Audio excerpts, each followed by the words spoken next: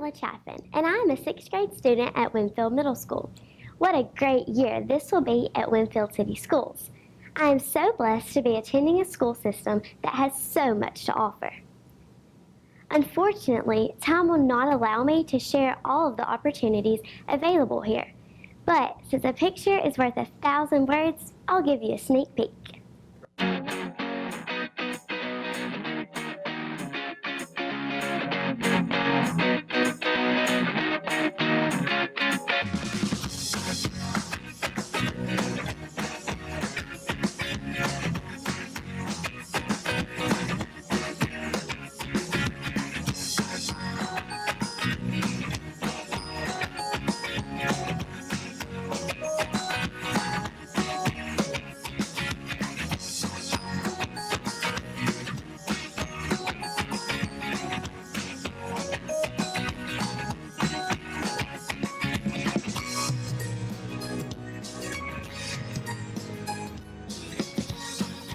Pretty amazing, isn't it?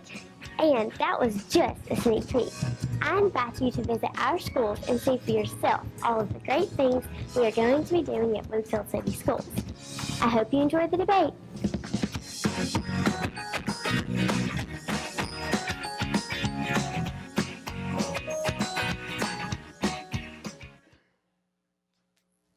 Good evening. My name is Trey Cunningham, and it is my pleasure to welcome you to the Winfield City Mayoral Candidate Debate. I am beginning my senior year and proud to be one of your hosts tonight as a member of the Winfield City High School Student Council. At this time, I ask you to stand and join Connor Hawkins as he leads us in prayer. Good evening. My name is Connor Hawkins, and I'm also a senior and a member of the Student Council. Please join me in prayer and remain standing for the Pledge of Allegiance and the National Anthem, led by Anna Kate Nelson and Sarah Kate Dennis. Let us pray. God, thank you for letting us live in this great country. Thank you for all of the freedom that we have, and please be with us tonight through this debate. Help us to have a peaceful debate between the candidates and the audience, and please just be with us. Keep us safe throughout this week and all that we do. In Jesus' name, amen. Attention, salute, pledge. I pledge allegiance to the flag of the United States of America and to the republic for which it stands, one nation, under God, indivisible, with liberty and justice for all.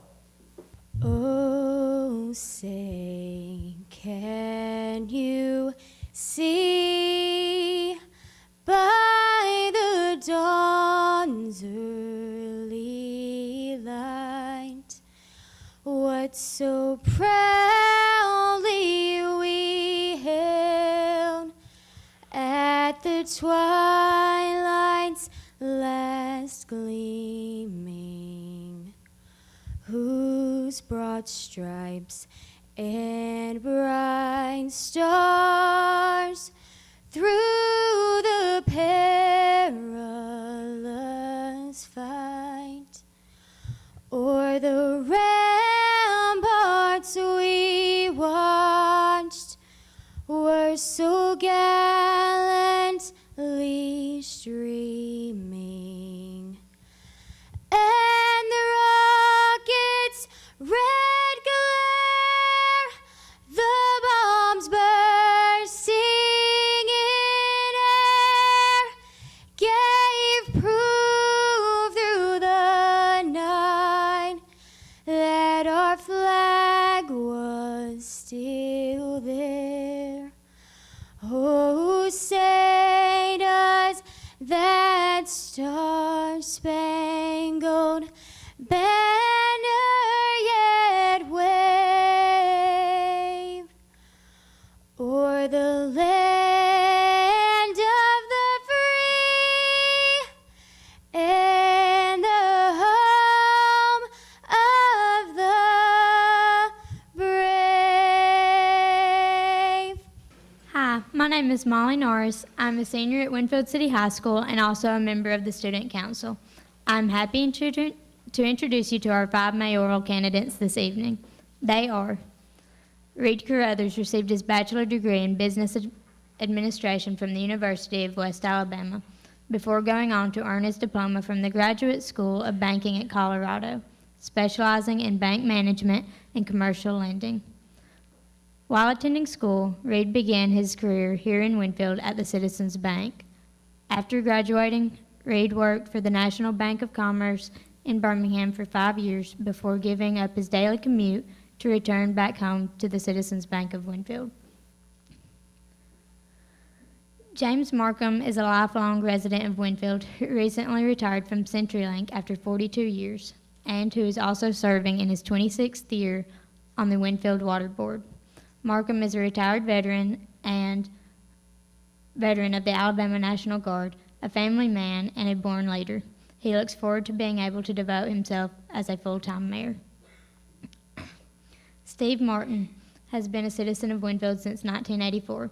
He has worked at Northwest Medical Center as a radiology technologist and director of the department since 1984, coached softball at the park, been a city police officer, and served 8 years on the city council. He is a candidate for mayor due to his beliefs that he can make a positive contribution toward moving our community forward.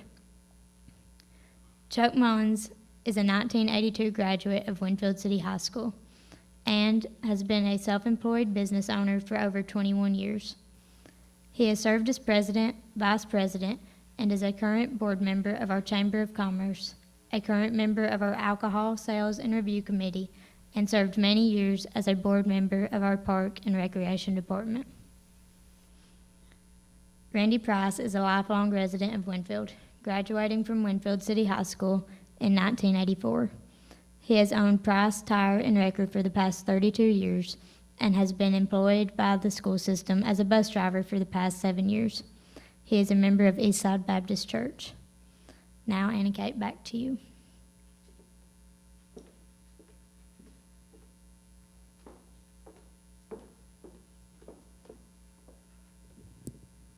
Good evening. My name is Anna Kate Nelson. I'm a senior at Winfield City High School and currently serving as student body president. Thank you for being here tonight. Before we begin, I would like to read the guidelines so you'll understand the format of our debate. The format will allow for each candidate to make a 3-minute opening statement, followed by each candidate having the opportunity to respond to previously seen questions as they are asked by one of our 3 student moderators. Our moderators for this evening are, moderators please stand, Jacob Box, John Dodd, and Alec Weeks. Timekeepers, please stand. They are Connor Hawkins and Brenton Weeks. The moderator will read the question. There will be no interaction among the candidates, audience members, or other program participants. Answers to these questions will be limited to 2 minutes, and each candidate will be given the chance to answer each question. The order in which a candidate answers a question will be rotated to ensure equity for all candidates.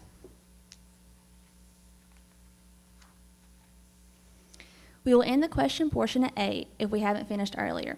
Each candidate will then be given 2 minutes for closing statements to wrap up and cover any issues not yet discussed.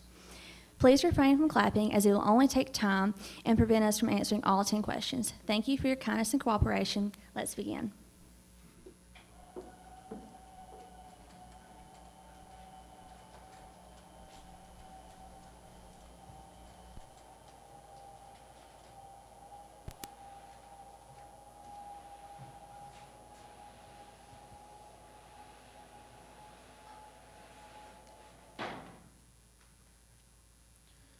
Mr. Carruthers, please present your opening statement.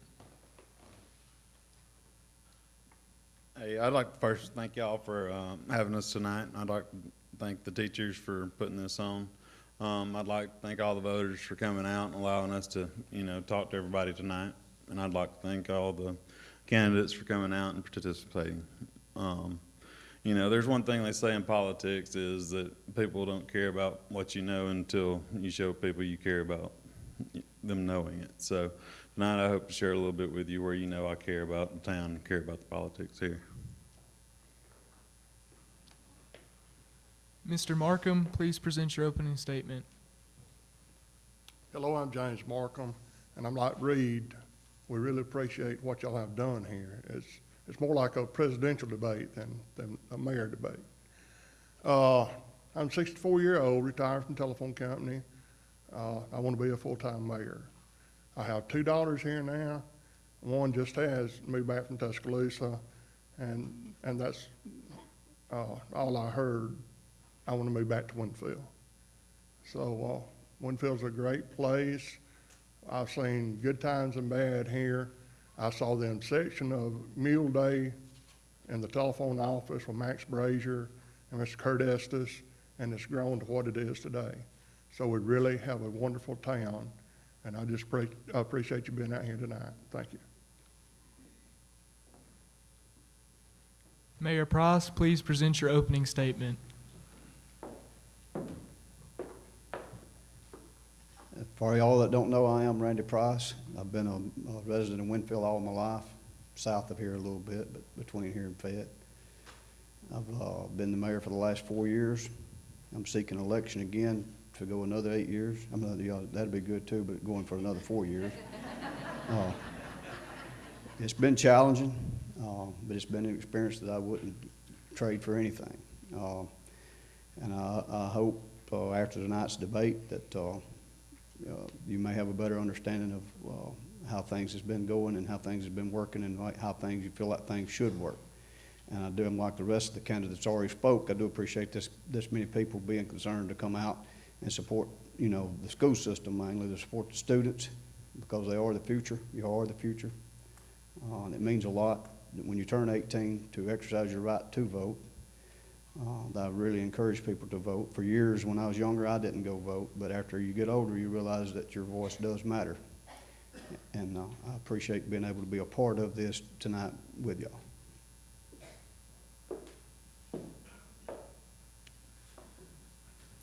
Mr. Martin, present your opening statement. I'm the short one in the group, so for those that don't know me, my name is Steve Martin. I'm a candidate for mayor. I'd like to thank the Winfield Board of Education, the teachers, and the students for inviting me to this event. I think you've done a great job and a great community service. A little bit about me, I am a United States Air Force Vietnam era veteran. We moved here in 1984 and fell in love with the community. I served the community as a reserve deputy, constable, Winfield City Police officer. I coached girls softball with Randy Ernest and Tony Hubbard back in the day, and I've been serving and have served the last 7.5 years at Winfield City Council. I'm married to Linda, and she's my rock, and she'll throw it at me if I don't say that. So we have 5 children, 12 grands, and 6 greats. I'm a member of Union Chapel, Free Will Baptist Church. And some of the things I believe in, I believe that growth will come with the completion of the I-22 corridor connecting Memphis to Birmingham through 65. We just need to be patient and let it happen on its own. It will come. I've seen it happen in my past. And with growth always comes great responsibility, and we must try and always remember to preserve what we have here, which is a great school system, our hometown atmosphere, our historic downtown, and we need to really be thankful for the business people that have stayed with us during these lean times and hard times. They've been really dedicated to this town. Some of the things I think we need to get our finances in order, and we need to look at trying to populate the industrial park with factories to increase jobs and increase our population. Winfield's fortunate we got downtown that we can keep, and then we've got the interstate, exit 22, which is about 4 miles away, so we can kind of control keeping the downtown area like we like it and like it would be appealing to other people that come here, while keeping the business up by the interstate and by our exit. In closing, I'd just like everybody to remember that it's not about me and it's not about you, it's about us. And we working together can make this successful. Thank you.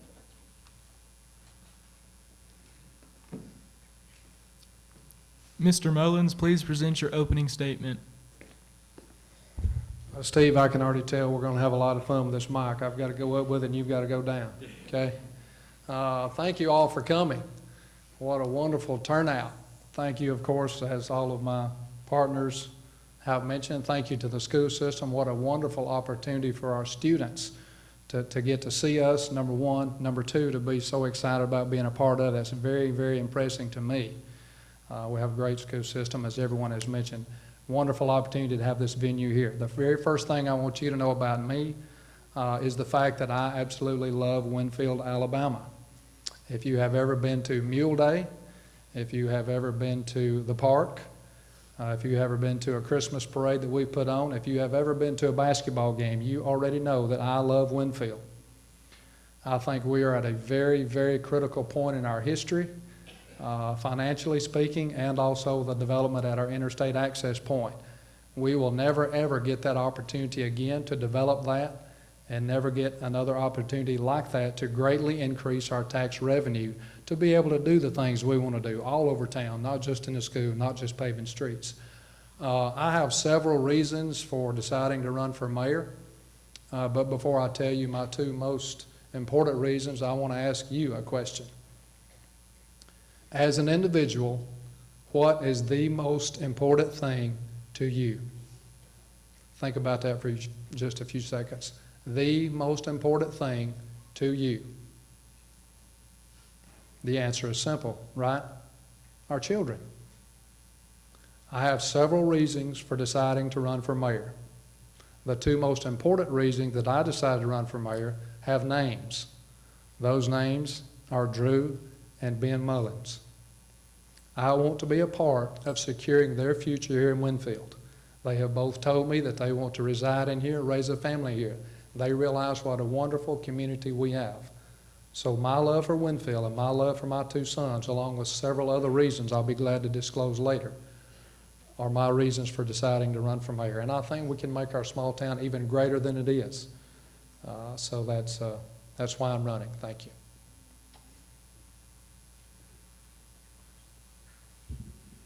Now for our first question. Mr. Markham, you'll be the first to answer your question. And it is, how do you plan to disperse information concerning the stability of our city's finances?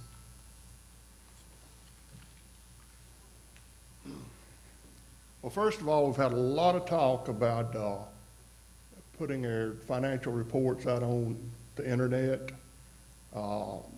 Great way to get it out there, but it's impossible. You cannot put financial information out of City Hall unless it has been audited. The audit is one time a year. I would like to move that to where maybe we had an audit twice a year. And anytime you want to come by and look at what's going on at City Hall, I believe in transparency. I believe you have the right to come and see what we're doing. The board gets a report every meeting. They should know what's going on. If they've got a problem, they need to bring it up at that time. But nothing is to be carried outside of City Hall in writing unless it is audited. Thank you. Mayor Price, your response?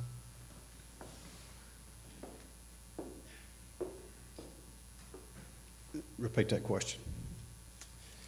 How do you plan to disperse information concerning the stability of our city's finances? Well, the question is how I plan on to disperse the information. Yes, sir.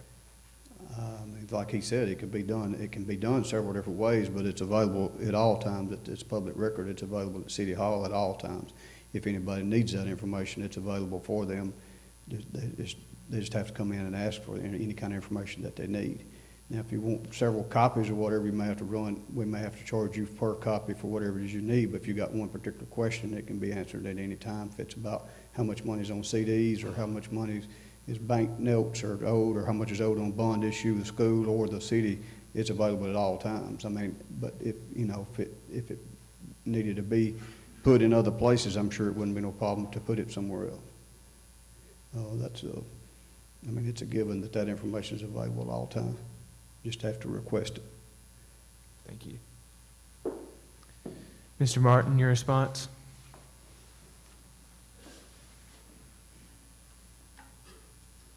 I'm thinking sorry. No, maybe that's better. I think getting information out to the public is important, especially about our finances, and we need to have minimum quarterly finance committee meetings, which hasn't occurred in a while. And that lets your city council know the situation in the state of the city according to its finances, which you elect the city council, and they in turn can go out and disperse that information to you. It's also recorded in our minutes and reported in the newspaper, because Mr. Esses in the Journal Record is always at our meetings. Alabama Constitution also states that that the mayor should minimally, at least once every 6 months, give a report to the council, which would be in an open meeting form, of the state of the affair of finances that the city is in, and his recommendations of how to correct the issue or to continue with, if it's in good shape, to continue the route we're going, to be assure that the money is always going to be there for when we need it. That again will be brought out in public meeting, reported by the paper to the council. They'll know everything. I believe the council needs to be informed so they can inform their constituents that voted for them. And I just think a free flow of information is very important to the success of a city. Thank you. Thank you. Mr. Mullins, your response? Here we go again. I think we all agree that information needs to be put out. James is correct in his assumption. We all know that we are held more accountable. If you know someone is looking at what you're doing with the taxpayers' dollars, you're going to be held to a higher standard and more accountable. The question actually is, how do you plan on dispersing that? Personally, I would love to see a finance committee formed out of the city council, and Steve's idea was great, quarterly, semi-annually, whatever. I think that could be posted on a bulletin board, City Hall, so freely accessible to the public. It's all public information. All you have to do is ask. But perhaps if it was on a bulletin board by City Hall, you wouldn't have to ask. You could come by and take a look at it at any time. So that's probably what I would recommend. Thank you. Mr. Carruthers, your response? The way I would look at it was maybe put it on a website, have it available all the time for everybody to look at. Just simply that, along with the resolutions and other documents the city has. That way, anytime you have a question about anything about the city, you can just go online and look at it and have what you want. Thanks. Thank you. Now for our second question, first go to Mayor Price.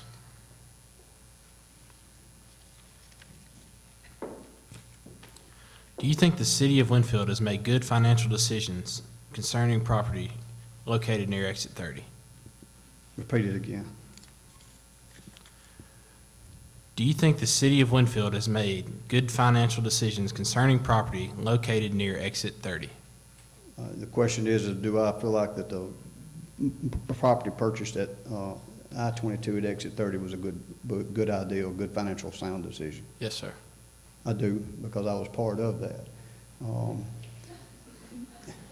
Any kind of question like that, I'm not going to, go back. But I will be the first to say if I've made a mistake. But buying that property at Exit 30, that 27.5 acres that joins the 100 acres that the city already owns, I strongly feel like that was a good purchase, because of the price of what it was, what we had to pay for it.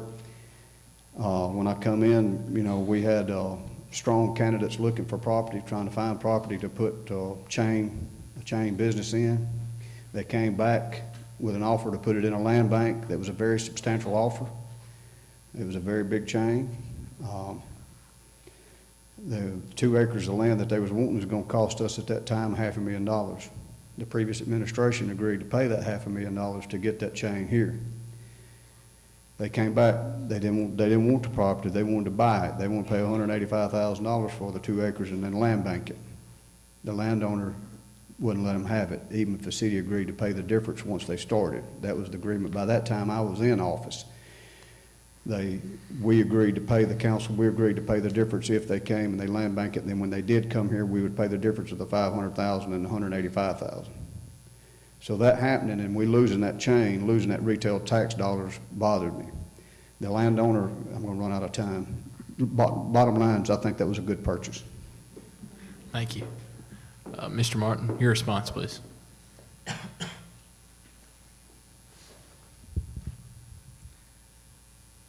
Well, at the time that the council voted and the mayor voted to purchase that land, I was out due to gallbladder surgery, so I did not vote on that. But had I been there, I would not have voted for that because, one, I think it was, I feel like the price was too high. Also, the seller was allowed to, the way I understand it, since I wasn't there, I'm just going by what I've read, the seller was allowed to keep 1 lot or 1 acre. If you're going to buy the land, I think we should have bought it all or none. But I do think we could have negotiated a better price or just stayed out of real estate business. Thank you. Thank you. Mr. Mullins, your response. My answer to that question is no, and let me paint the picture for you. Not just in this current administration, but the actual purchase of real estate up near Exit 30 has gone back as far as 2 previous mayors and councils. We actually own 240 acres, the city does, 240 acres north of the interchange, about a half a mile east of 129. If you recall, those of you that remember, the purchase price was around $640,000. We've owned that for 10, 12 years. Not under current council's time. Later, we did purchase under another previous mayor's another additional 100 acres, which lies behind the truck stop and behind the water tank for $1 million, 100 acres. And then current administration purchased a 27, 28 acre piece for the $1.5 million purchase price. And Steve is exactly correct. I'm glad he touched on that because I was going to bring that out. They purchased that 27.5 acres without even having an appraisal, which I think was a big mistake, especially when you're spending taxpayers' money. The very first thing you want to do when you're buying anything, even a used car, is to find out what it's worth. I found that out later, and I was, of course, shocked to find out that the previous owner was, in fact, allowed to retain 1 acre. And that acre is located, in my opinion, in the most prime location, the front corner lot next to the entrance of the truck stop. So my answer to that question would have to be no. Thank you. Mr. Carruthers, your response. I would have to agree with Chuck on that, that was my surprise that there was no appraisal done or any evaluation, any comps, anything like that done on that land. So that was a big surprise to me to find out that, we'd pay such a price for a piece of land that you didn't really know what it was worth. But I agree with him on the other land purchases up north when you've got 240 acres up above that you take a dirt road out and it's way on out, and then you got the 100 acres back behind it. I mean, we'd already purchased enough land at that point in time that we should have waited maybe. So the land purchase deals and the way we've done on 129, I'd say no would be my answer. We hadn't handled it well. Thank you. Mr. Markham, your response. I think the land up on Exit 30 is prime land, but why are we in the real estate business? We have realtors all over town that could take this land and maybe do something with it. Like the others said, we've got land everywhere up there. We have infrastructure everywhere up there. We have water lines, we have sewer lines, we have built roads, we have curb and gutter. Not this administration, but 10 years ago, we had city council and mayor come to the waterworks. and tell us if we didn't put sewer and water across I-22 that was gonna lose locations over there. We spent $160,000 putting water and sewer over there, and we still don't have electricity hooked up over there. So, no, I don't think it was a good deal to buy this. We should leave it in the realtor's hands. Thank you. Mr. Martin, please respond to the following question. Do you think it is a good idea to borrow money in order to give it away as an economic incentive package? Please explain. Yes, sir.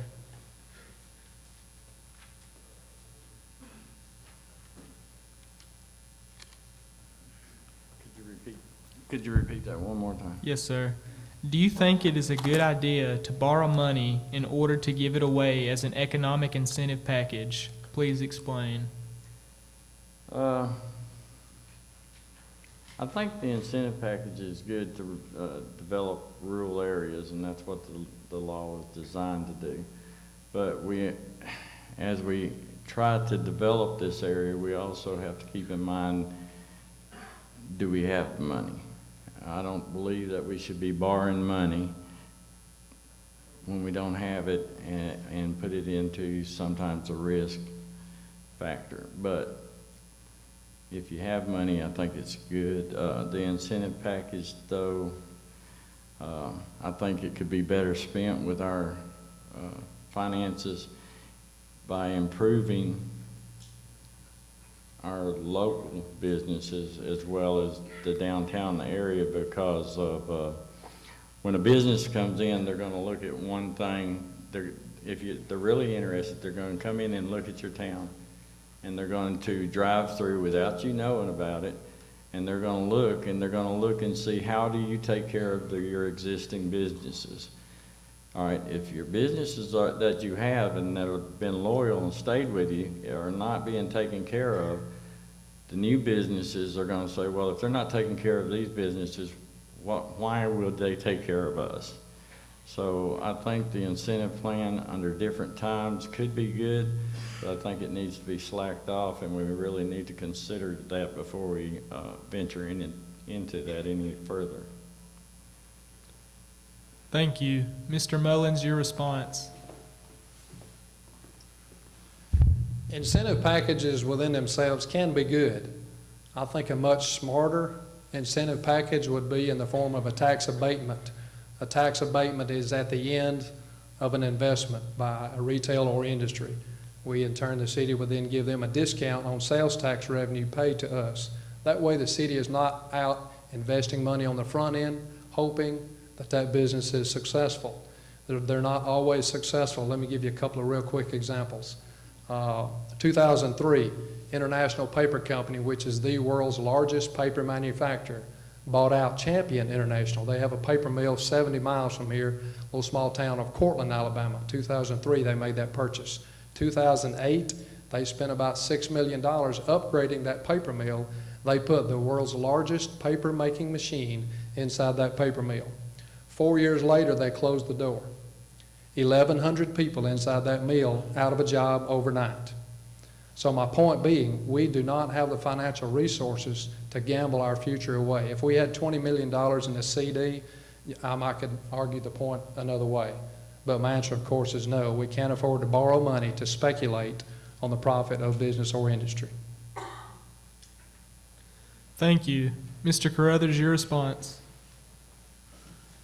I don't believe borrowing money and giving it away would be a good idea at all. You know, if you were giving money away that you had, that's a little bit different story, but tax abatements are some kind of tool that's already out there that most people use outside of Marion County, where it's not even legal to do this, would be brought up. So, you know, like I said, tax abatements or something to that nature would be the best way to go. Thank you. Mr. Markham, your response.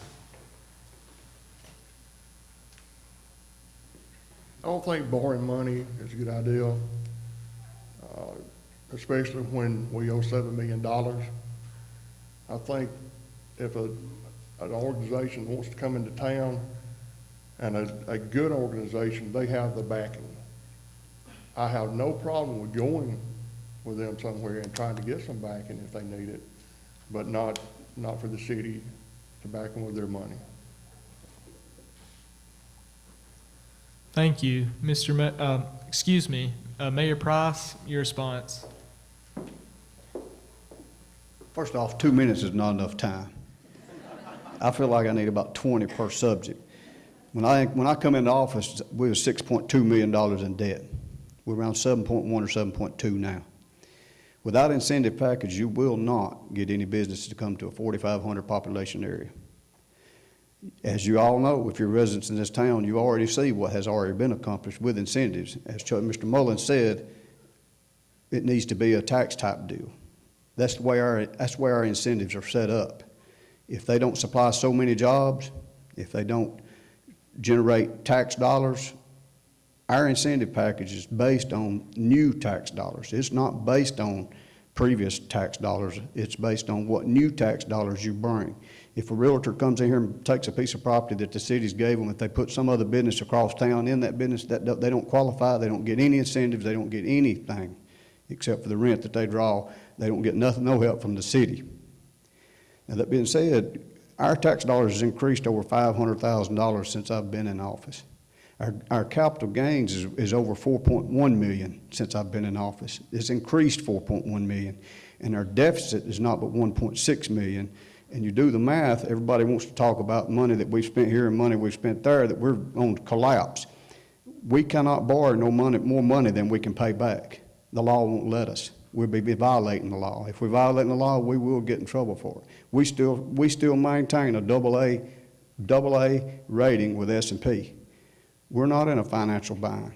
We're headed in the right direction, and yes, I don't think it's right to borrow money to give it away on the incentives, but that's not what we're doing. It's tax-based. If they don't generate new tax dollars, they will not get an incentive.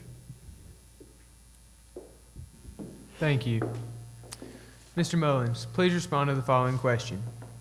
Single-handedly, what would you do differently than the previous mayors have done in the city of Winfield? Well, first of all, let me remind all of us that single-handedly we can do practically nothing. Joining together as a community, joining together with your city council, you can accomplish a lot. But the question is single-handedly. Looking back on the topics we've just been discussing, the property purchase up near Exit 30, I think, could have been handled in a different direction. For instance, the 100-acre industrial park that we purchased behind the truck stop and behind the water tank, I personally would have been in favor of an option to purchase. In other words, we could have offered the landowner a $10,000 a year option to purchase for 10 years. We are now about 10 and a half, almost 11 years since that purchase. So if that had been the case, as of today, we would have $100,000 invested in that piece of property, not $1 million invested in that piece of property. So that's one thing I would have done. Another, I think, important thing is, really important job for the mayor, and that is to cultivate relationships. If you have ever been in business for yourself, you understand how important relationships are. Relationships with your city council, relationships with your current businesses who have been the bill payers for this community for years, relationships with the public in general. Cultivate those relationships, I think, is key. You know, you want to support the school, you want to support the hospital, which I think is key. We're facing crucial times just in the next few years to keep our hospital alive, so I think that's also important. Thank you. Mr. Carruthers, your response.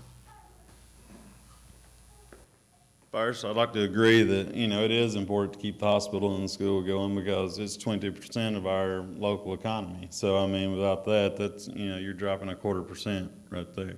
So it is really important to keep it going. To answer your question, what would I do differently? I would advocate spending our money in infrastructure, not just giving it away. I also think it'd be responsible to develop a long-term strategy and get a plan that, you know, other mayors could follow down the road if in a year or two it changes and maybe somebody else could pick it up and run with it. That way everybody stays on track, and, you know, it's not just something you can go out and do in one term.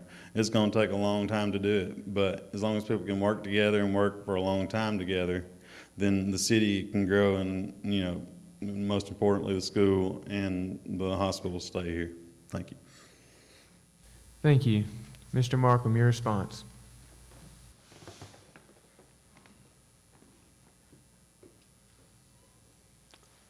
First of all, I would keep the city council and other boards in the loop on anything going on. We would have full transparency. I know a lot of times I'll be down at the city council and something be brought up, and that's the first time a lot of the council members have heard that. This is not good. You need to be held abreast of what's going on. If the mayor's the only one that knows what's going on, what happens if he has a wreck and you've got a big deal on the table, it'll be lost because no one else knows about it. I know there's certain times that you've got to keep information to yourself. But like the old bridge down here, I don't know how many people in town know that bridge is going to be torn down. I don't know that there has been a meeting held for that. So stuff like that needs to come before the public. And I believe I would do that any time before I brought anything before the council. Thank you. Mayor Price, your response. Will you repeat that question? What would you do differently than the previous mayors have done for the city of Winfield? What I've been doing. I do what I've been doing. There's been over 75 new businesses come to Winfield in the last 4 years. Records is available at any time. Anybody can call City Hall and ask for me, and I can give them records. I can tell you right off the top of my head of the status of everything I've got going on in that City Hall. I know what's going on. I know, and if people saying they need to know, all they got to do is ask. Tracy does a pretty good job putting it in the paper. I'm in there about every week, twice a week. About what's been discussed. I have people say, well, we don't read the paper. Well, if you're concerned, call City Hall or come by City Hall or go to the barber shop because you'll find out what's going on. It's in the paper. It's not like stuff's being hid and kept away from anybody. I would do exactly what I'm doing right now, and that's the platform I'm going to stand on. Mr. Martin, your response.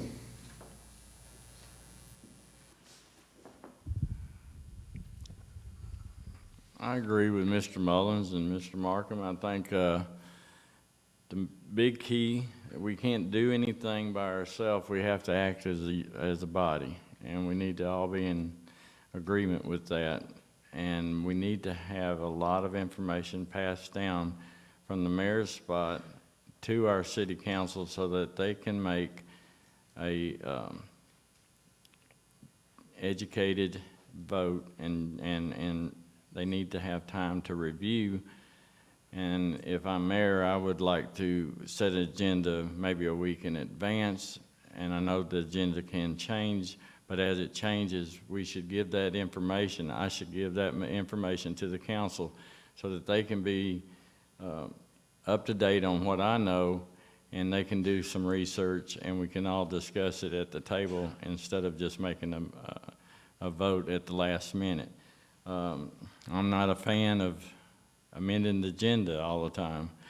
I think the amending of the agenda should be only used if there's a situation that has came up that needs to act or need to have a no then, and it just showed up after the minutes was made.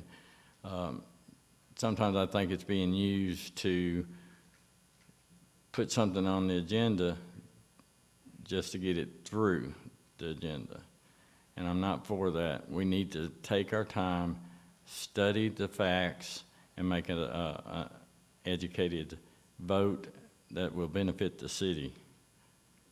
Thank you. Thank you. For our next question, Mr. Carruthers, you'll answer first. Over the past few years, we have seen several articles in the paper that seem to indicate there might be some tension between the city and the school system. How important do you think it is to maintain a good relationship between the two? And as mayor, what would you do to rebuild that relationship? I agree with reading the paper and what's been going on is, it seems like there is some tension between the school and the city. I'm not sure if there is or not. I hadn't talked to Randy or Dr. Davis, either one about it, so I couldn't tell you 100%. But, from what you can tell in the paper, it does look like there's a little tension over maybe the garbage and some stuff like that. What I would do to alleviate the problem is I'd get together with them and I'd form a committee or something. And, really I'd try to get those two to working better together because the school is important. I mean, we've got one of the top-notch schools in the state. You can't take anything away from our school. We've got the best school there is. And, a lot of people come here, they might work somewhere else. They might drive 45 minutes. They might drive an hour to work to where their kids go to school here. So, I think, the school is number one, and we need to keep the school at the forefront. Thank you. Mr. Markham, your response, please. I agree, there has been a lot of talk this election cycle about the school. The school is their number one industry in Winfield, their number one drawing card.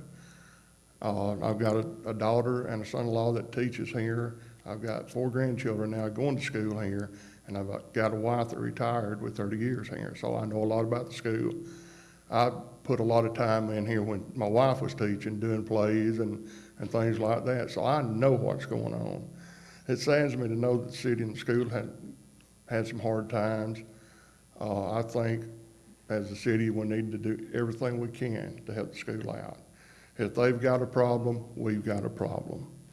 I'd like to meet with the superintendent at least 2 times a month, see what kind of problem he's got, see what I can do to help, what the city can do to help. And working together, I think we can pull our school and town back together. I know there was a doctor or 2 doctors, he and his wife moved in to Winfield, and their practice was elsewhere. And my wife asked, why are you moving to Winfield? And they said, your school system. So I know we've got the best school system around. Thank you. Mayor Price, your response. Don't always believe everything you read in the paper. I know I told you a while ago to read the paper if you wonder what's going on. So I thought I had to say that. Now, as far as the relationship between the city and the school, as far as my watch administration, I don't feel like there's any heated missed ways toward it. I don't think Dr. Davis has got he's got a job to do, and his job is to look after the school system. I got a job to do, and it's to look after the Winfield city. Out of that $500,000 of the tax increase, the school's going to get 1.85 of every dollar that comes out. They get 1.58% of it. We get 2% of that sales tax dollar. Out of that $500,000, the school's going to get dang near half of it. They'll get close to $125,000 out of that $500,000 increase. I understand Dr. Davis has got a job to do, and I've got a job to do. I don't get in his way, and he don't get in my way. As far as my look on it, me and Dr. Davis and the school system don't have a mixed relationship. It come up about the garbage truck. The city needed a new garbage truck. But I promise you the sales tax dollars that I'm generating in increase of what's already there more than takes care of a $14,000 a year garbage. It multiplies that by about 10 times. We've already increased the property tax that's collected in Winfield over $120,000 a year. 100% of that money goes to the city school system. I strongly agree with James that this is a big draw for Winfield is the school system. We've got the best school system in the state of Alabama, not one of the best. We've got the best, and we've got a good faculty, and we've got a good superintendent that does his job maintaining and taking care of the school system. But far as I don't think there's any bridges to build to combine the other two together. I think we're both just doing our job. Thank you. Mr. Martin, your response.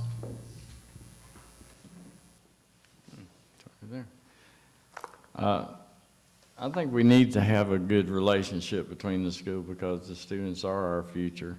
And I like the direction that some of the programs the board members have talked to me about and the teachers.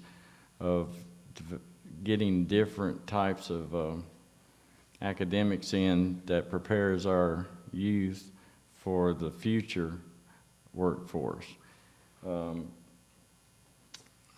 I personally would like to attend, and I talked to, I believe it was Mr. Garner, that I'd like, if I was mayor, to attend more of the school board meetings so I can have an idea of what goes on, not as the mayor, but as just someone in the audience, just to hear what's going on, as I would invite them to attend our city council meetings and see what we have to do.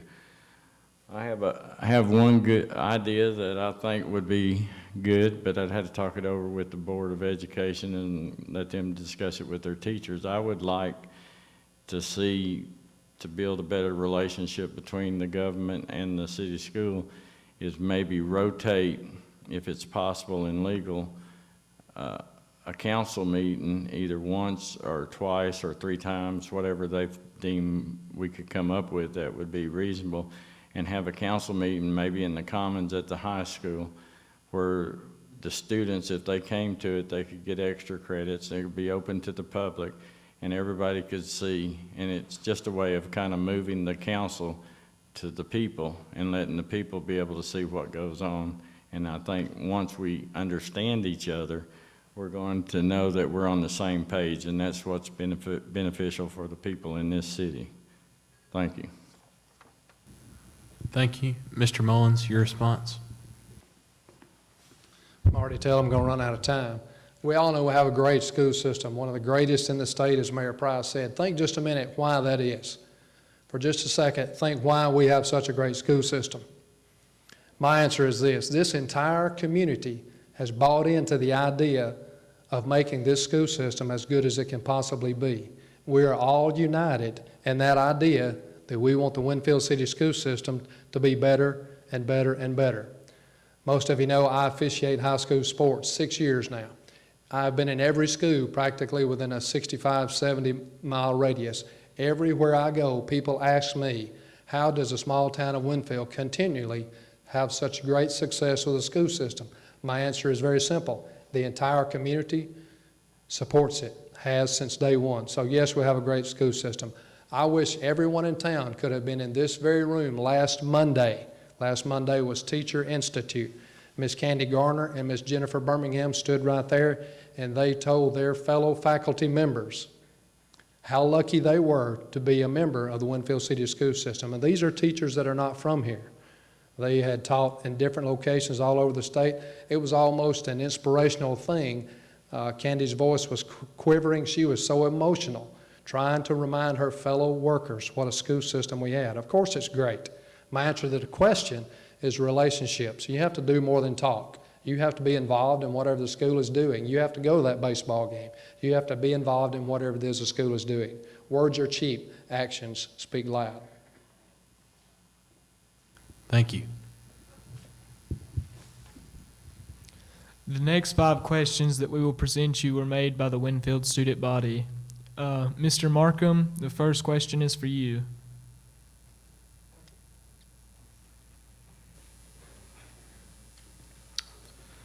How would you, as an individual, help to recruit industry to Winfield?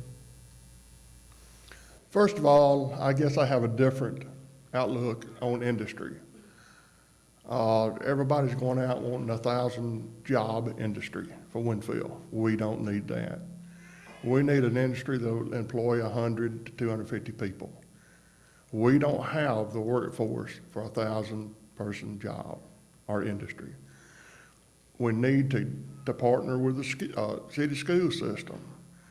And I've talked some with Dr. Davis, maybe get a VOTEC going here where we have welding, we have carpentry, we have cosmetology, whatever, and then we can build us a workforce. If we have a company come in that they're wanting 1,000 people and we don't have 250 to show up at a job fair, those people are not going to come. They need 1,000 people. They need over 1,000 people signing up saying, yeah, I would like to work here. So that's what we really need, is smaller business to come in And then if they go out of business, it won't hurt us as much. If you've got five industries that employ 100 people, and one of them go out, you're gonna lose 100 people, jobs.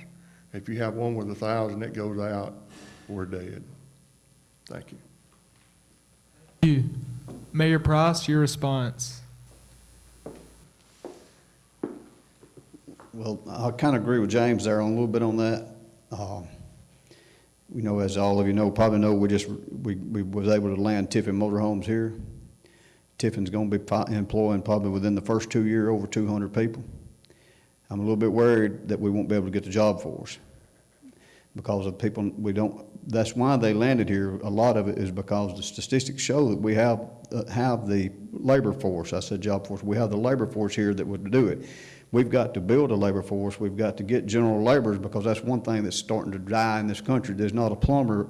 You can't find plumbers. You can't find brick masons. And when the crew that's doing it now is gone, there won't be no more. We've got to build a labor force before we can start trying to recruit industry. What I would do is the same thing I'm doing now. Last year alone, I turned down 2 companies that would employ 80 to 100 people each. The problem we had to turn them down is we had nowhere to put them.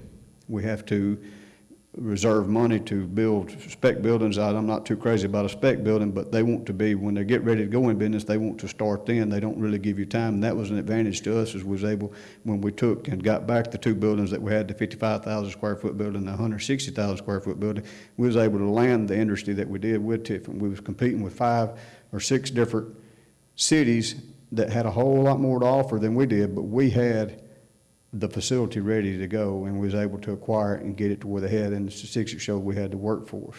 I hope we can supply that workforce, but there again, it's going to be, we got a problem with people not passing the drug tests and not having the skills that they need. We need to work with local community colleges and with the school system to try to build a workforce. Thank you. Mr. Martin, your response.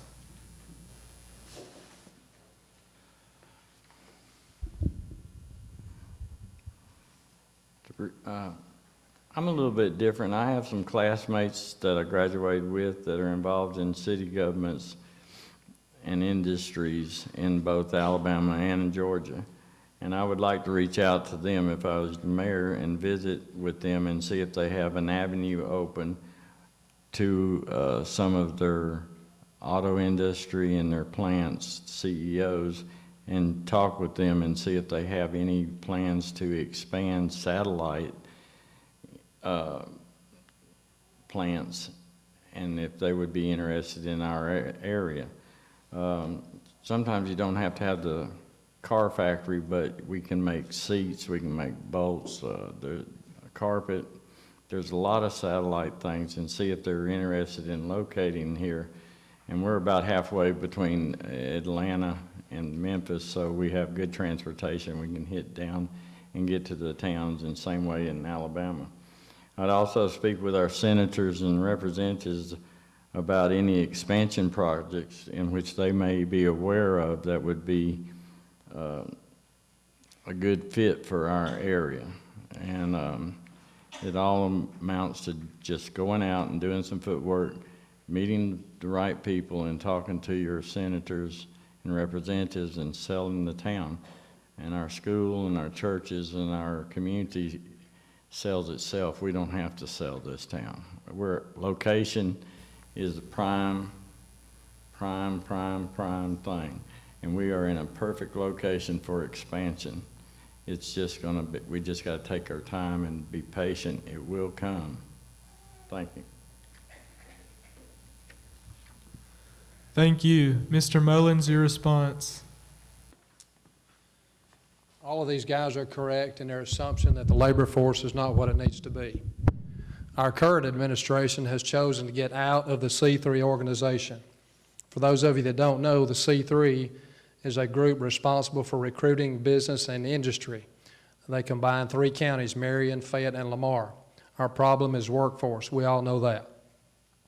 If we're involved in C3 and we're a member of that, we are marketing Northwest Alabama or our particular region to industry, not just Winfield, a population of 4,600.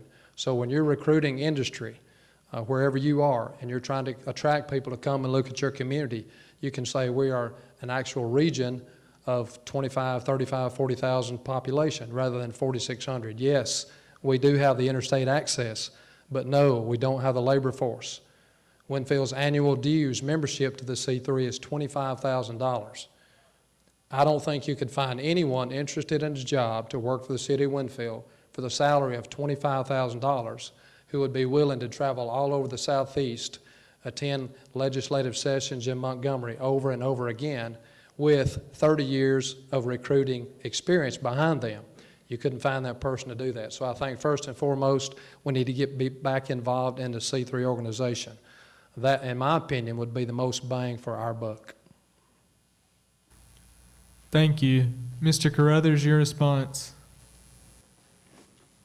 Chuck, I agree with you on that, but the one thing I would suggest would be changing a little bit of the organization and making sure that they're a little bit more accountable for what we do pay for, because $25,000 is a lot of money and that's something we can't afford right now. So we really don't have a choice of being in C3 at this time. But I'd use some of the, current things we could do by getting grant money, by trying to foster, new development, by, the old means of just, invest your capital and get the real American dream going again, to where you've got people that are coming in and free enterprise and actually trying to, get capital involvement and getting stuff going that way.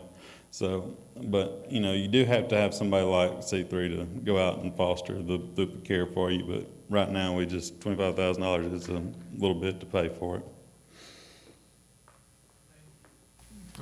Thank you. Mayor Price, the next question will start with you. One of the biggest problems in Winfield is paving of city streets. What would you do to solve this? What I've been doing. We've been paving streets. There's been more streets paved in the last 4 years than they have in the history of Winfield. We got chip and seal all over Winfield, but we don't have asphalt. There's been more asphalt laid on the ground since I've been in the mayor in the last 4 years than there ever has been in the history of Winfield. I could stay here and go through, but I would trust a lot of people, if they don't see it on their street, they don't think it's being done. We're paving streets. We've tried to put money aside and put it in the budget. We're working on the budget now, and city administrator asked each department head what they felt like they needed to, if they needed anything to try to get included in the budget. I got on to him because he didn't ask me what I thought we needed in the budget. And I told him we need to at least add $200,000 in the budget for this year for paving the streets.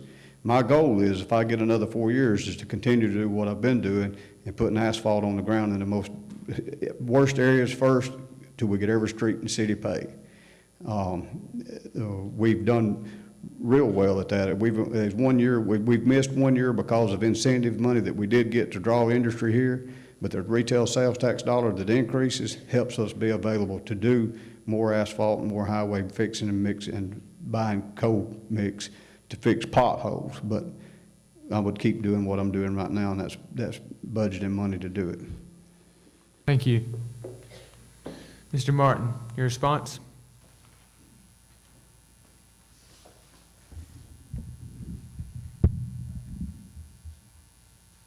I think the paved roads, we have been paving roads, but it's just been not organized, in my opinion. It's just here and there. I think you should have some type of road plan. One such plan could be to figure into the 1 mile radius of downtown and make a list of the worst roads to the best roads, or I should say better roads, and start with that 1 mile radius, and then do the roads as the money is available, the worst ones first, until you finish that 1 mile radius, and then extend out after that's complete another mile or whatever. But this is just one plan, and I'm sure the council would have other plans. But in saying all that, the end result is you have to start with a plan, you have to stick with that plan, and you have to follow it all the way through to completion. And I'll just thank you. Thank you. Mr. Mullins, your response. All boils down to money, right? A lot of streets need to be paved. I think we can have a lot of success growing our population by promoting Winfield as a bedroom community, especially with a great school system we have. So paving streets is a very important thing. When you drive someone around and show them a house, you don't want to be driving on potholes all the time. So yes, it's a very important issue. Bottom line is it takes money, okay? It takes a lot of money. My answer, I guess, to the question is better stewards of the taxpayers' money. Make wiser financial decisions. Don't invest unless we know we're going to get a return. The current council, when we first voted in alcohol sales tax, our current administration set aside the wholesale tax of alcohol in a separate account just for paving streets. And they did that to a point until they ran out of money. Then they had to take that money out of that account and put it in the general fund.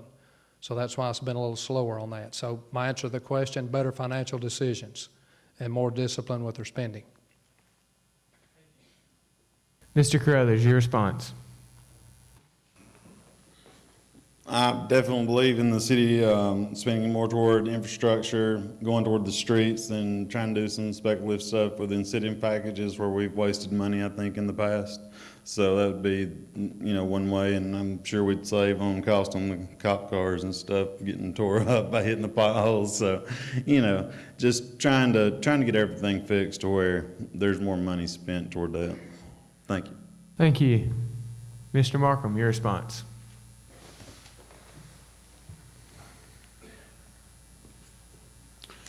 Our streets are a big problem. When I was with the telephone company, I was over 7 counties, and down south, a dirt road is about the best you got down there. And I just thought how well we have it made in Marion County because we have paved roads everywhere. Then I came back and people started talking to me about the roads needing repair. I got out to riding around, and I thought I was going to knock the front end out of my car several times. So this is a huge problem in Winfield.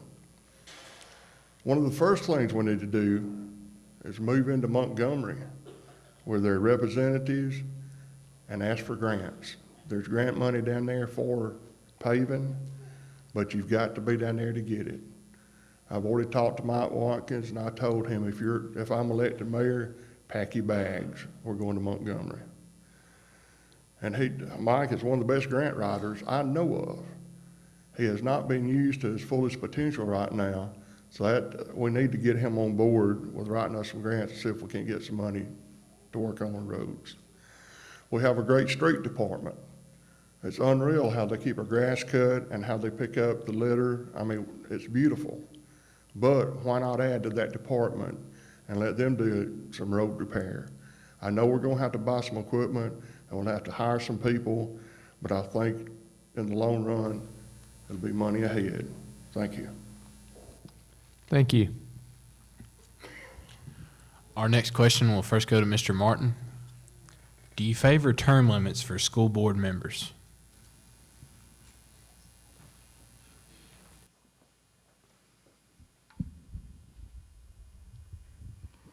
I believe that term limits are not necessary when appointments come before the mayor and council. Recommendations are made by the school board and other people, and there are several people that apply and are interested in filling those positions. And so we need to review all that, the recommendations of the school board, talk with the people that are interested in serving on the school board, and make decisions that we think is best for this school. If you set a term limit and fix it in writing, then when that time comes up, it may not be a good time to change that school board member. But your hands are going to be tied if you set limits. So with the council and the mayor appointing the board members, I think that sets its limits as it goes. There's no really set limit. It's just a matter of when we think it needed to be changed. Thank you. Thank you. Mr. Mullins, your response? My answer to that question is a resounding no. Change just for the sake of change is not always good. As Steve mentioned, there is a policy in place to where a board member can be replaced if they become an liability rather than an asset, then we have that avenue. The board makes a suggestion to city council and mayor. They either do or they do not want that board member replaced. Let's pretend we're all starting a business for just a moment. Doesn't matter if you're in manufacturing or sales. If you're starting a company from the ground up, okay, think about that. You're trying to find the right people to put in the right places. You're trying to find the perfect recipe, okay, or the perfect formula for your business to make it as successful as it can be, okay? Now, we spent the better part of an hour discussing about what a great school system we have. In my opinion, we have found that formula. We have found that recipe because our school system is successful. So no, I would never be in favor of term limits. Thank you. Mr. Carruthers, your response? I do not favor term limits. I don't think that you should mess with something if it's not broken. Don't try to fix it. So, no, I don't. And if you go back to early 2014, the state superintendent actually requested we not change our school board at all because it was doing so well. He said, you know, at that time, if it's not broke, don't fix it. So I think that says a lot for our school. Thank you. Mr. Markham, your response? These guys have stole all my thunder. I do not believe in term limits. We have term limits, city council and mayor. If you've got someone on the school board that is not doing a good job, that's the guys you need to talk to. You don't need to talk to the board members. Vote them out of office if they're not doing their job. But if we've got a good school board and we've got term limits and we were building the field house and we had a great guy leading that and his term came up, what's going to happen? It's just like with the water board. Right now we are getting ready to expand our waterworks and we'll have double the water for the city. But we have right now a water board member up for reappointment. And if he does not get reappointed, it's going to take a while to get another one on board. So no, I am not for term limits. Thank you. And Mayor Price, your response? That answer is going to be short and quick. No. Now I can go back to where we're talking about going to Montgomery to get grant money. Montgomery knows Randy Price, and they know the city of Winfield. And when they say Winfield, they say Randy Price. And when they say Randy Price, they say Winfield. Same way in Washington. That ALDOT, down in Montgomery, the ALDOT director, Cooper, he knows who I am. I've met with Cooper numerous times. There's no more money out there for paving streets than has already been gotten. You cannot get it. The federal government sends money to the state of Alabama. The state of Alabama decides where it goes, and they will not give you 40 city streets. We was fortunate to get them to pave 118 out here that they paved. What money they spent out of that come out of that funds that come from what Shelby would tell you, that we send it to the state, and the state decides where it goes, and there's not no grant money for roads. But back to that question about school board members, no.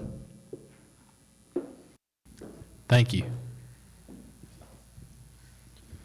Mr. Mullins, the next question goes to you. How do you feel about Winfield getting out of C3?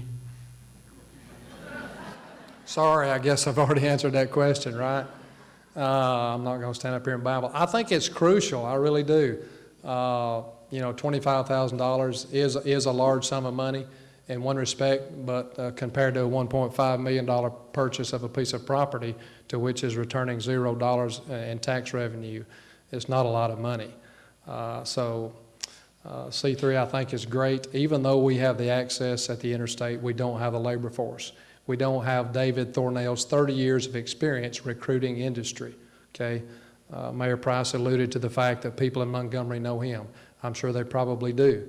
They've known David Thornell for a lot of years.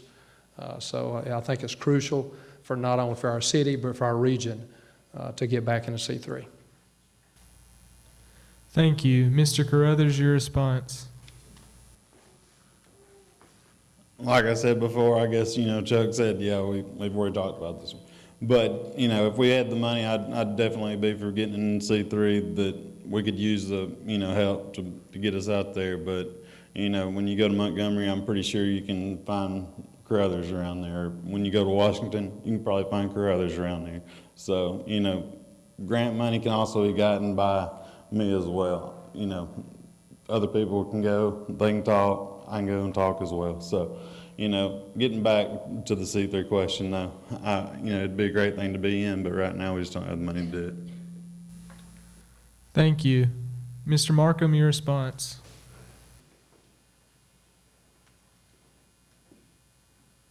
I've been to several meetings over the last 10 years with Industrial Development, Department of Transportation, different ones, and everyone has told me or told us at the meetings, wait until I-22 is finished and you will see your area grow. The only problem you're going to have at that time is deciding who you're going to let come in. 2 or 3 weeks before I-22 was finished, we pulled out of C3. I don't think that was a good move. The money was already appropriated in the budget for the year to the end of the fiscal year, so I don't know why we decided to pull out at that time.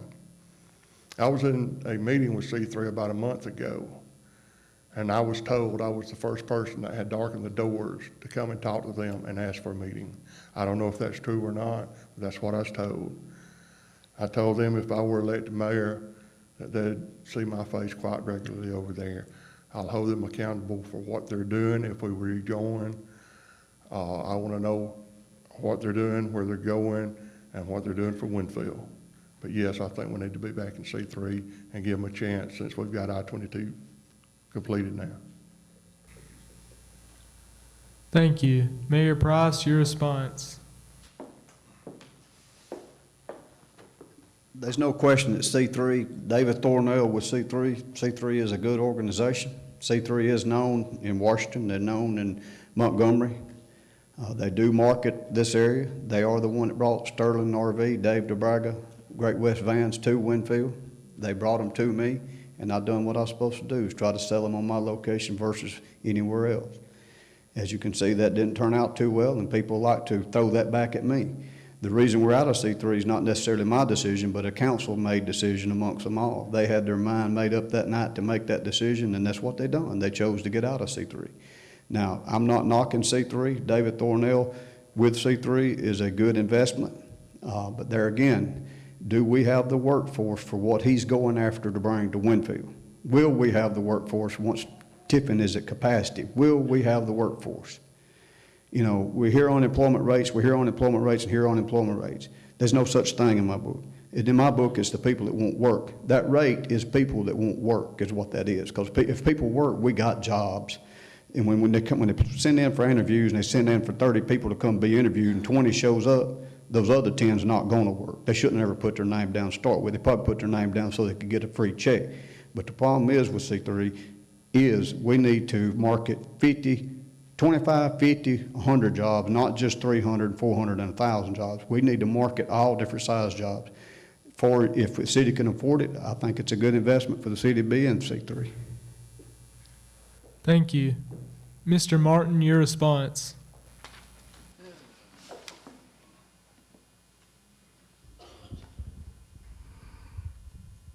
I feel at the time it was a good decision which we as council decided to leave.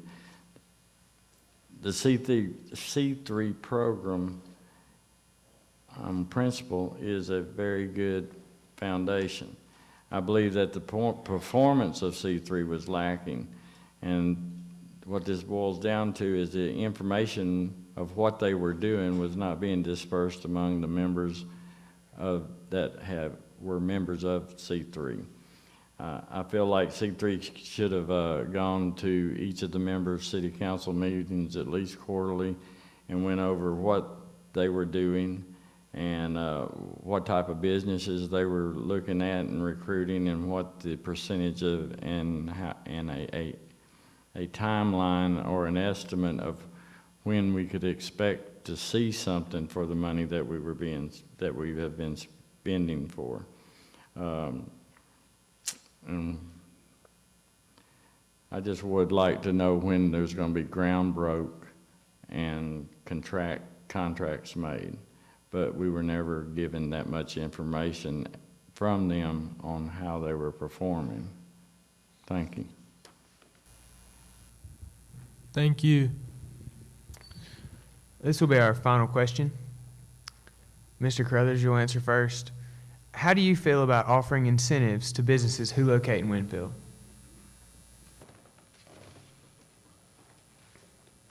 I feel like as long as we do it the proper way, give tax abatements and do things that you normally do, that it's a good idea. Just not go out on the limb and borrow money for it.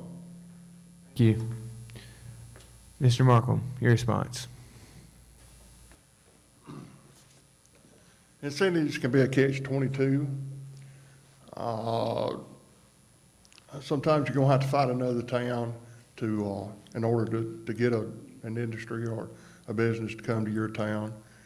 And we may have to offer something like land, but as far as money, I don't think we should be doing that. And we should never forget our older businesses that are in town. We need to take care of those. The mayor talks about the 75 jobs, or 75 businesses he has brought into town. A lot of this stuff, we're moving one industry or business from one location to another. Is that counted as a new business? The insurance company, that's just off the top of my head. It moved from their location to Warren Ballard's place over there, where their old building's sitting there empty now. So, you know, we don't need to be moving businesses around. And as the old saying goes, we don't need to give away the farm, just get a new mule. If we don't have a place to plow that mule, we're no better off. Thank you. Thank you. Mayor Price, your response.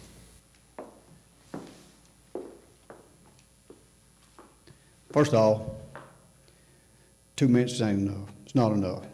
2 minutes is not enough. The city has not borrowed any money to do any incentives. The city has not went and signed a note with any bank to do any incentive. The incentives are based on new tax dollars. If you move one business across town, that is not a new business. If we bring a business in from another state and another town, they want to invest X amount of dollars. Their requirements, they have to invest so many dollars. They have to start. They're talking about local businesses. We went back after we started the incentive program. We went back for local businesses and started at $100,000. If they spend $100,000 up to $1 million, they're in the bracket to take and get incentive money for upgrading or for repairing their building. It's not just for new businesses. But new business requirements is always include so many jobs. They got to have so many jobs and spend X amount of dollars, and then their incentives is based on their sales tax money generated, new sales tax dollars generated. Now, with one business, we took and gave an incentive up front for them to renovate a building that they purchased to put that building up to where they could be in operation. But we didn't go borrow the money to do it. We took it out of the general fund to do it. We've not borrowed money and give it away hoping that the business is going to make it.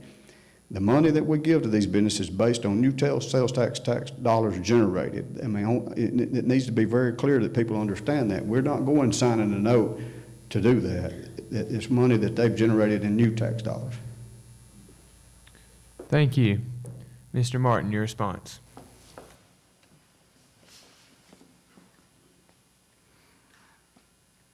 I agree that it is tax money, new tax money, like he says, that we don't borrow the money to give them an incentive. But at the same time, with the economy like it is, I still would like to know what our city finances are, and before we expend any money, I think we need to get our finances in order first. Thank you. Mr. Mullins, your response. Let me give you a great idea, share with you rather, a great idea, and it drives home this point. Incentives within themselves sometimes are necessary. However, we must realize our financial limitations when doing that. Let me give you a great example. The city of Guin Years ago, when 3M wanted to locate over there, they didn't have a lot of money to offer. Some of you folks that are here may remember. They offered as an incentive for 3M to locate there free water for a long, long period of time. Doesn't sound like much, but over a 30 or 40 or maybe 50-year period, that adds up to a lot of money. So incentive packages within themselves can be good. As I alluded to earlier, a safer investment for our tax dollars would be in the form of an abatement on the rear end after a business has come and invested their own money and start paying the city sales tax revenue. And Mayor Price, you can correct me if I'm wrong, but I think I read the paper, the current incentive package we're offering this new developer up on exit 30 is in the form of $800,000. If I read the newspaper correctly, it was to be a $200,000 check the day that the developer signs a deal with a builder to build a hotel, another $200,000 at the completion of those two buildings, a restaurant and a small hotel. Think for just a moment. I could be wrong. I could be wrong. Okay. Let's talk about this. If two people go into a restaurant and sit down, cost you about $30 to eat, right? Our sales tax is 9%. Out of that $30 meal, the city gets about 60 cents. My point being, we have to be wise and make sure we're not extending ourselves and we're not going to get a good return on our investment quickly. And if I'm wrong on that, I apologize. Thank you.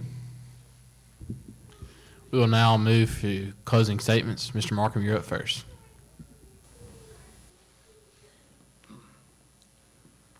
First of all, I would like to thank the panel for what they have done tonight. We've kept it clean. That's what I like to see. I'd like to thank you people for coming out tonight. I hope you've enjoyed it. It's been great seeing everyone. I'd like to thank the school. This has been a great thing.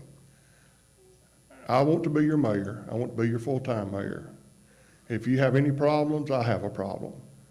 If you want to talk, call me. I'll be glad to talk to you.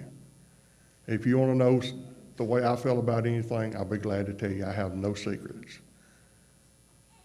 Once again, thanks for coming and enjoy the rest of your night. Thank you. Mayor Price. I wished I could have combined all my minutes for last, put it all together to last. It's all been about money. Everything's about money, and it seems like it's me defending my administration. You know, I'm okay with defending my administration because I strongly believe it's a strong administration. The mail out that went out was talking about financial collapse and on the verge of financial collapse. I don't know if you understood me when I first started talking that when I inherited a $6.1 or $6.2 million debt when I came into office. We're at 7.1 or 7.2 now, and you've heard about what all we've spent it on and what all we've done. Well, how can that be that you've just increased it 1.6 million when they've already talked about that you've done borrowed 4 million? It's because we're paying it back. We're generating money to pay it back. This city is in very sound shape. It's nowhere near collapse. We still got a AA rating.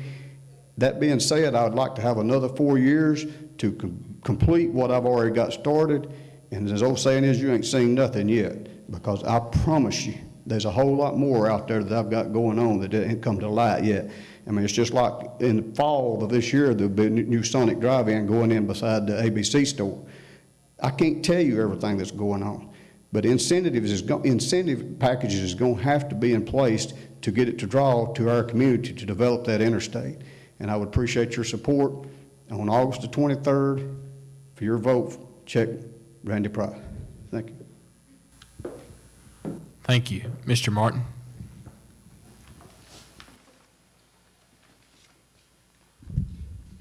I appreciate everybody coming out tonight and taking time away from your family to come and listen to what we have to say. If elected mayor, I'm going to be retiring completely out of the hospital so I can spend all my time with the duties that are required as mayor. I ask for your vote, and if it's important to you to have an experienced leadership and being an informed community and having finances on the road to recovery and communication and support to our city, our school systems, and our existing businesses, then I ask you to vote for me, Steve Martin, on August 23rd. Thank you. Thank you. Mr. Mullins. I'm with Randy. We need more time for this. We've spent the vast majority of time talking about problems, financial problems, whatever. All that is behind us, okay? It's now time to figure out who has the solutions, okay? We have to look to the future, not to the past. We have a golden opportunity, a one-time chance to greatly increase our revenue and our tax base and even grow our population up on Exit 30 with wise financial decisions. I love Winfield, Alabama. It's a great place to be, but it can be an even greater place. I'll leave you with this thought. There are 4 keys, I think, to success. 1, we all must be united. We all must buy into that idea that we want Winfield to be an even better place to be. We all must be on the same team. We all must pull that same wagon in the same direction in order to achieve success. 2, we must have a strategic plan. No army has ever won a battle without a strategic plan. No football team has ever won a game without a good strategic plan. Thirdly, we must be disciplined enough to stick to that plan. Even when it's not popular, even it's what the most fun thing to do, and especially even when it's not beneficial to me. We cannot afford to be selfish. Sometimes what's best for the city may not be best for us. We all must buy into that same idea, just like the school system has. Fourthly, and most importantly, we have to be willing to put in the time and the effort and the labor that is required to achieve that success. If you don't remember anything else about me here tonight, remember this. I'm going to continue to help this city like I always have, whether or not I'm elected as mayor. And I would encourage everyone to do the same. Thank you. Mr. Carruthers. I'd like to thank the panel as well as y'all for everybody being here and doing a great job of keeping our calm. And I'd like to thank y'all about the police force for what y'all do. You know, Shane, I appreciate y'all and everything that y'all in the fire department do for us. I hope it's clear that y'all see I love this town. I've also been able to give up doing what I'm doing to where I can be a full-time mayor. I can come back, I can serve, I can go out and fight every day, I can recruit. I've got a lot of connections, I can use those connections to get us somewhere. So when it comes time to vote, if you will, just vote Reed Carruthers. Thank you. That concludes our question portion. Chris Trejo, do you have any announcements?